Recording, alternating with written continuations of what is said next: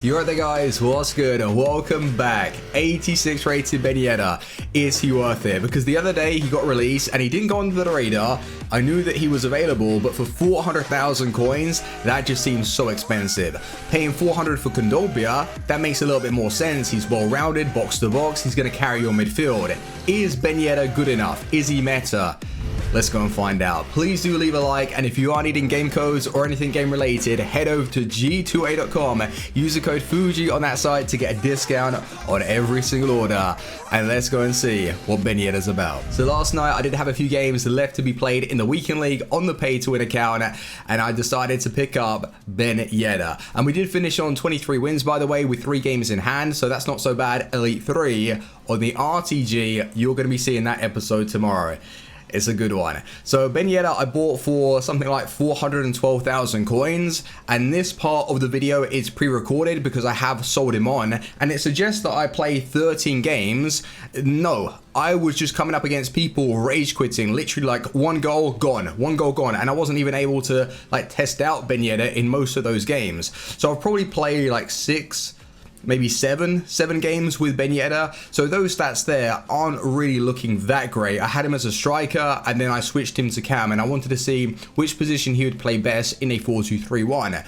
So back to the live portion of the video. Yedder, I have obviously used him, sold him on. Veron. So I didn't play Veron in the team with Yedder. I used him earlier in the weekend league run, and I bought him for 1,090,000 coins. 5 games, no goals, 1 assist. I wasn't really using him to try and get goals. I just wanted to bring in that physical power. 6'1", medium work rate, just to stand there. His interceptions aren't so bad. The physical, you're going to get that from the card. And on the ball, surprisingly, he took me by surprise. I didn't think he was going to feel as light. Like when he stopped the ball dead and then he's turning on the spot, he feels playable, and his playmaking is quite nice, having someone that deep with good vision and good long and short passing. And then his finishing, I wasn't really able to take many long shots with the guy. Like my team isn't really set out for my CDMs to get like goals. It's only every now and then when Hullet powers through with his high attacking work rates, I'm going to obviously take control with him just because of how powerful. Like he's so fast, so it's easy to create chances, whereas Veron is a little bit harder.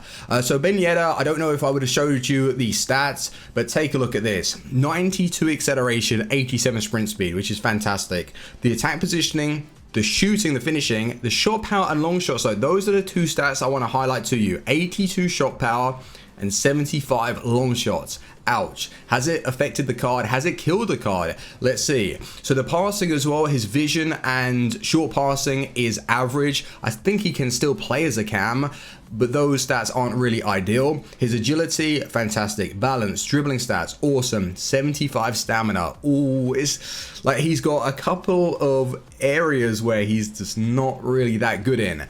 But how does he play? Is he worth 400,000 coins? God damn, let's go and find out. So I don't know about you guys, but have you noticed the pricing on these Europa League, Champions League live versions? It is so goddamn expensive. It's too much.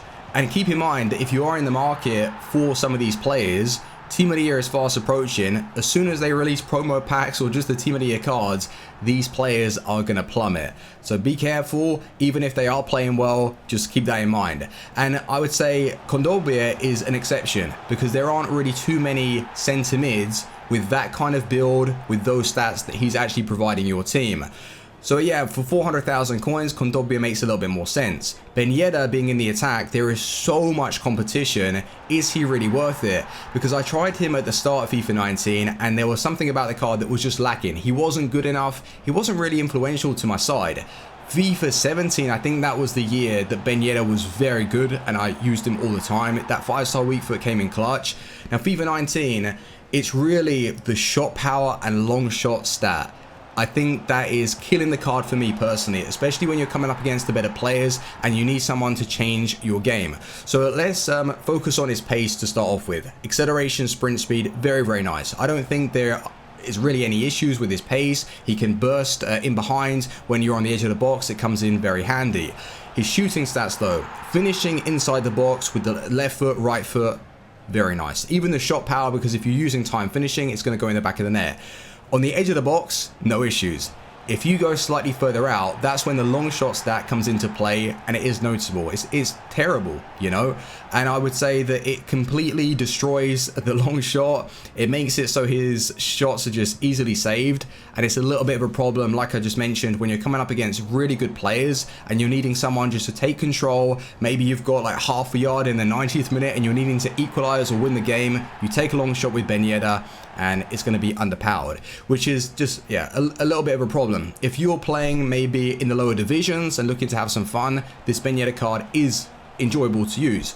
Then you have the passing stats, and I don't think he's unplayable being put into a cam position, but there are so many other cams on the game that are going to be offering a lot more than Ben Yedder for cheaper. Like 400,000 is very, very expensive. And would I prefer to use him as a striker or as a cam?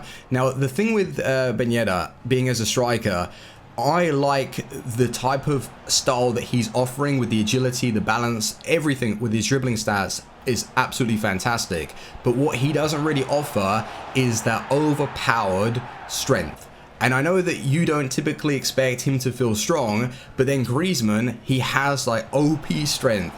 Hazard bounces off the defenders, even Neymar every now and then, and I just feel with Ben Yedder, he doesn't have that quality, and I believe that's one of the reasons why I don't like him as much as I did on like FIFA 17 and just other FIFA like installments.